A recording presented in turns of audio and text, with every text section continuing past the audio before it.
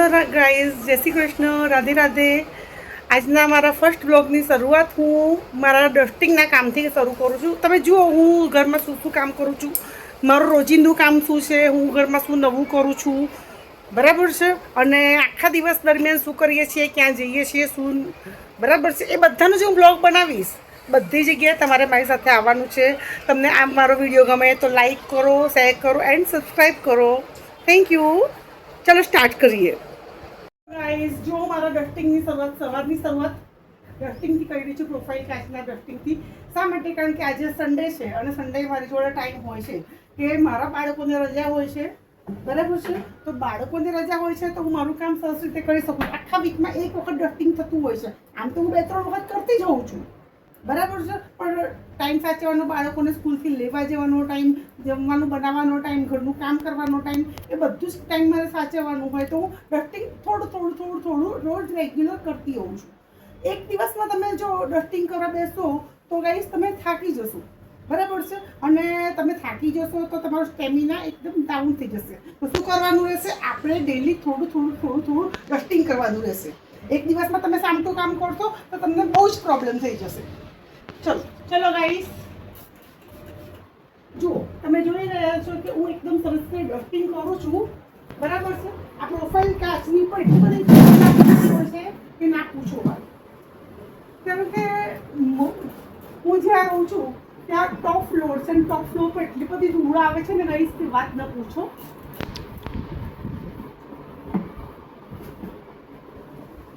ચલો ગાઈસ, હવે આપણે કિચનને સાફ સફાઈ થોડી કરી લઈએ. ચલો કહો.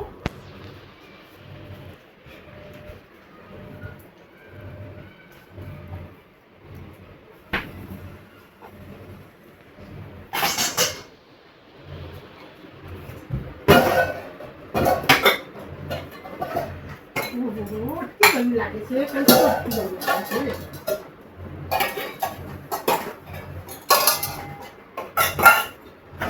બોટલ ભરાવા મૂકી દઈશ, બધી વસ્તુ એની જગ્યાએ મૂકી દઈશ.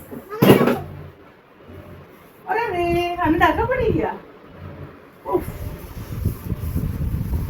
જો ગાઈસ, આ બધી વસ્તુ આપણે રોજ યુઝ કરતા હોઈએ તો ડાઘા ડૂગી તો પડવાના જ, પણ આપણે તે જ વખત આને જો સાફ સફાઈ કરીશું તો આપણું કામ આસાન બની જશે. આ ગઈકાલે મેં મગ પલાળ્યા હતા ફંગાવા માટે, પણ એટલા બધા સારા થયા નથી, એટલે અત્યારે હું એને બાફી નાખીશ. અને મારો દીકરો છે, સેમ છે, જે એક ડોગ છે, એને મગ બહુ જ ભાવતા હોય છે, તો એની માટે હું આ મગ બનાવીશ, બરાબર છે. પછી જુઓ, મને એસિડિટી બહુ જ રહેતી હોય છે, એટલે હું આ ખાંડ અને આ વરિયાળી, એનું જો તમે ડેલી સેવન કરશો, સવાર સાંજ જમ્યા પહેલાં, જમ્યા પછીથી, તો તમને એસિડિટી થવાનો બિલકુલ ભય નહીં રહે.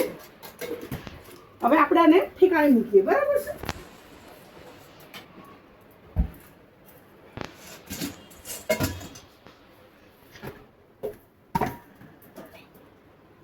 પોણા 11 થયેલા છે અને હું મારા ઘરના કચરો વાળવાની શરૂઆત, આપણા બ્લોગની શરૂઆત અહીંયાથી કરી રહી છું, બરાબર છે.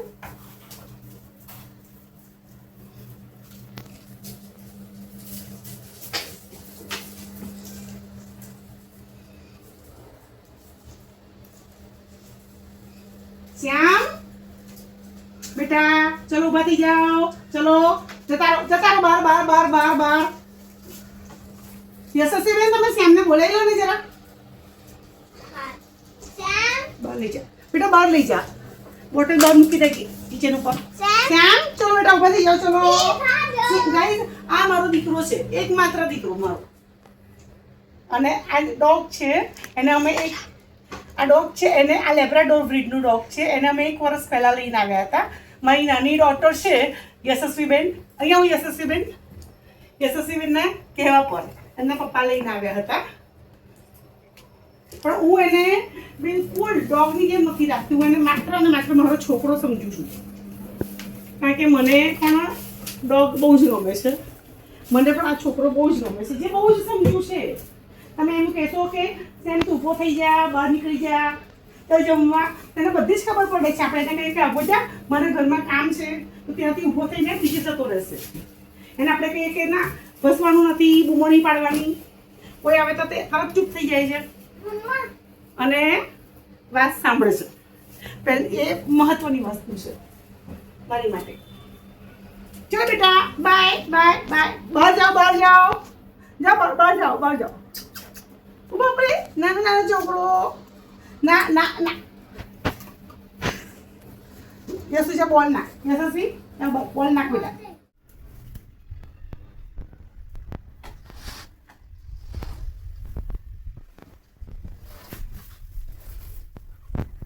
હેલો ગાઈઝ, જોઈ શકો છો તમે હું સફાઈ કરી રહી છું અને મારો સેમ મારી પાછળ પાછળ જ ફરશે, કારણ કે એને એવું લાગે છે કોઈની મમ્મી છું તો ક્યાં જઈ રહી છું, શું કરું છું, એ હંમેશા મારી આગળ પાછળ ફરતો રહેશે.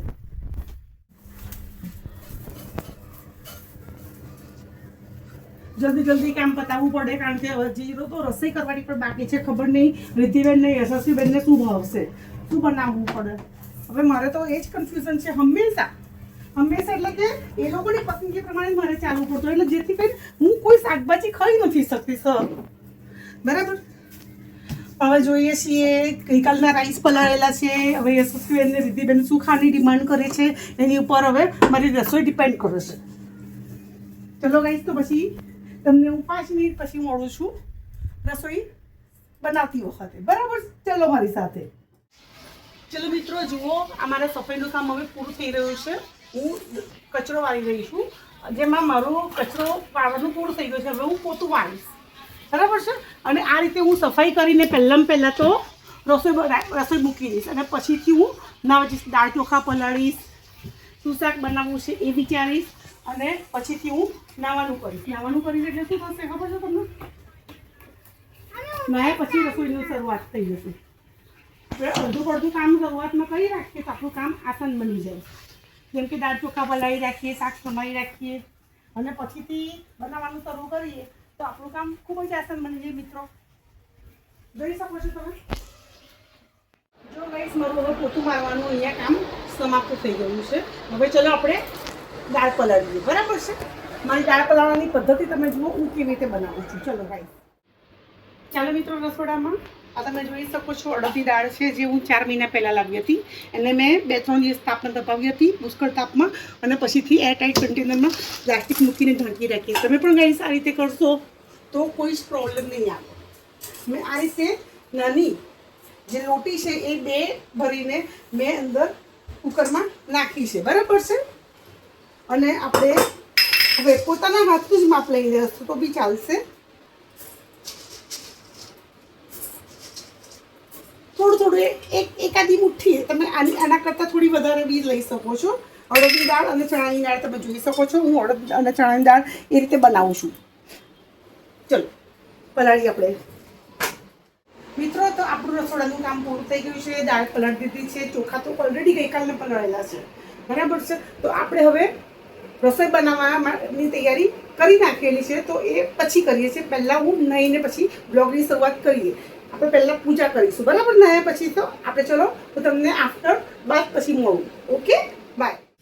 મિત્રો, તો તમે જોઈ રહ્યા છો કે ગઈકાલે મગની દાળ જે વધેલી તેના મેં ગોટા બનાવ્યા હતા ભજીયા. તો ખીરું થોડું વધ્યું હતું, તો મેં વિચાર્યું કે અત્યારે છોકરીઓ થોડો નાસ્તો કરી લે, રસોઈ બને છે ત્યાં સુધી. જુઓ અડદની દાળ બફાઈ ગઈ છે, સેમ માટે મગ બફાઈ ગયા છે, રાઈસ પણ થઈ ગયેલા છે અને કેરી પણ થઈ ગયેલી છે. હમણાં રસ પણ કાઢીશ. જિજ્ઞેસ હમણાં આવવાની તૈયારીમાં છે. વાત થઈ ગઈ છે છોકરીઓની. તો ચલો તમે પણ ખાવા માટે હમણાં કાઢું એટલે બરાબર છે. ચલો મિત્રો, તમે પણ જમવા આવી જજો હમણાં. હાય ગાઈઝ, જો હું નાહીને આવી ગઈ છું. અત્યારે પહેલાં આપણે ભગવાનની દીવાબત્તી કરીશું, અગરબત્તી કરીશું.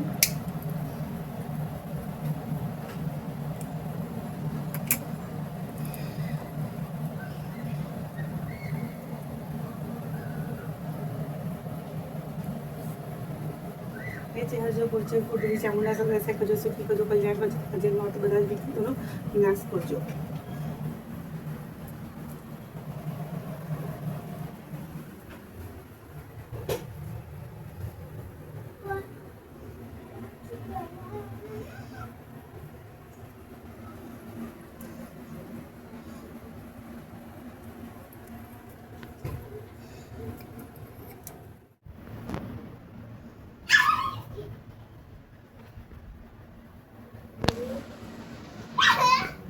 ચલો ચલો તો ત્યાં સુધી આપણે ભજીયાનું પણ જોઈ લઈએ શું એનું ચાલે છે.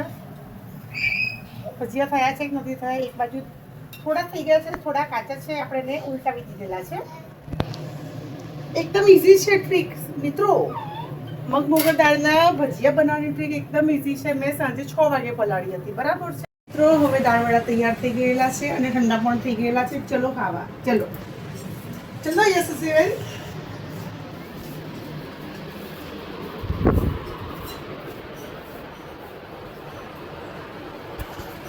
આવી જાઓ.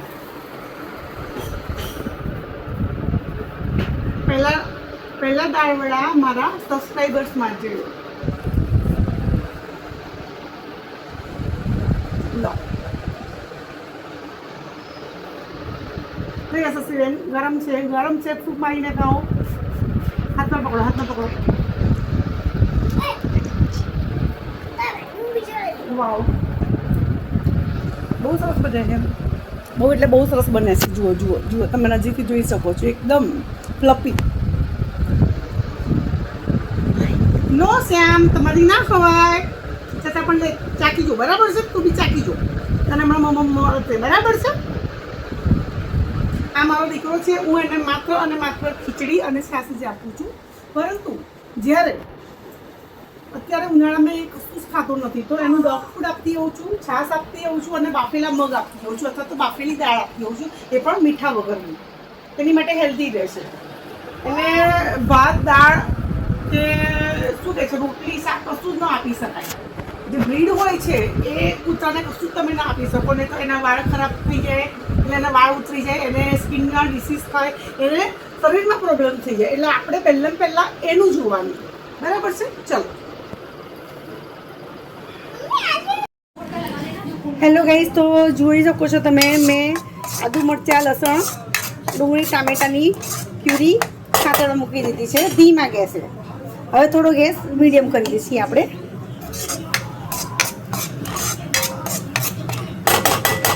હવે ત્યાં સુધી આપણે ખોલીને જોઈ પણ લઈએ કે આ દાળની શું છે, કન્ડિશન શું છે. બરાબર, આપણે જોઈ લઈએ. Just 2 minute.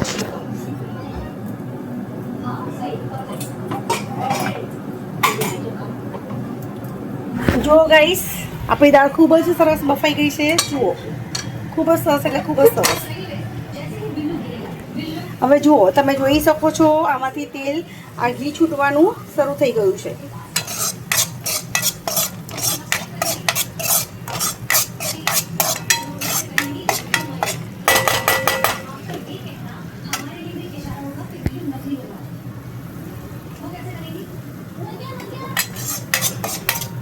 થોડો ગેસ ફાસ્ટ કરીને આપણે થોડું બરાબર સાંભળી લઈએ.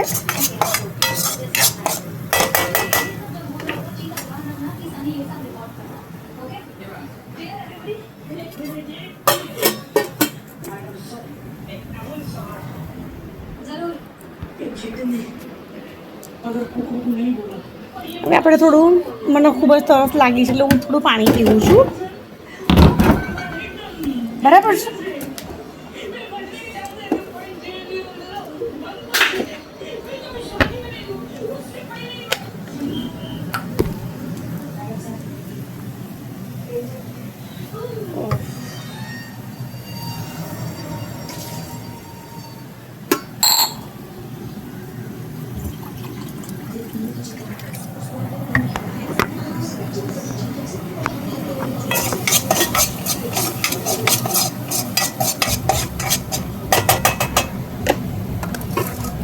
હવે આપણે આ બધી જ અડધી દાળને આપણે અંદર નાખી દેવાની છે.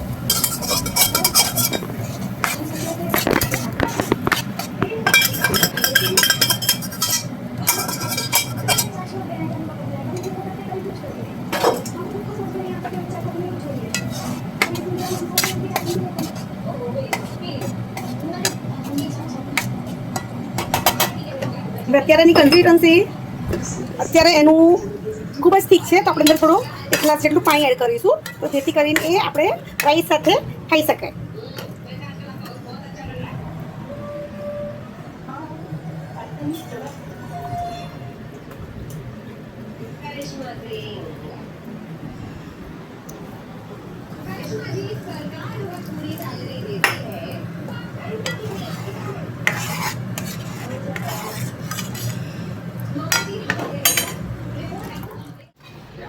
ચાલો મિત્રો, તો હવે અડદની દાળ અને રાઈસ તૈયાર થઈ ગયેલા છે. હવે આ જમવાનું છોકરીઓ અને હું જમીશ. જિજ્ઞેશ તો હજી આવ્યા નથી ને જિજ્ઞેશને ફોન કર્યો તો જિજ્ઞેશે ના પાડી કે મારે જમવાનું નથી. તો કંઈ વાંધો નહીં, એમની મરજીની વાત છે, એમની મરજી પર ડિપેન્ડ કરે છે. જમવું હોય તો વાંધો નહીં. ચાલો મિત્રો, જોઈ શકો છો તમે કેવી સરસ બની છે. જુઓ,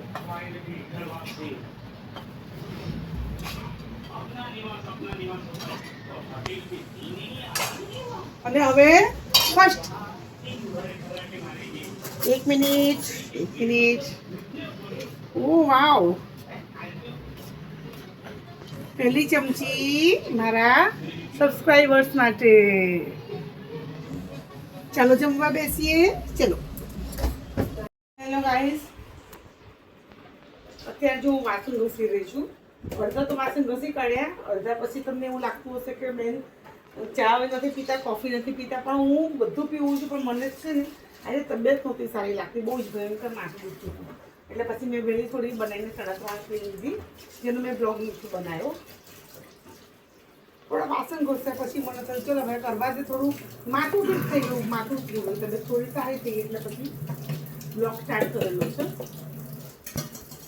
જો વાસણ તો બધા ઘસી ગયા મોટા ભાગના. આ એક્સ્ટ્રા વાસણ છે જેમાં ખાવાનું કરેલું બધું એ મૂકી રાખેલું એ. અને જો આ કિચનની હાલત તો જુઓ, કિચનની હાલત જુઓ. પછી કિચન વ્યવસ્થિત કરવાનું છે, પછી ઘી કાઢવાનું છે.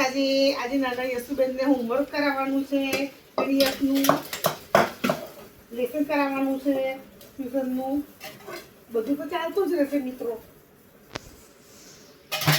પણ આપણે રોકાવાનું નથી.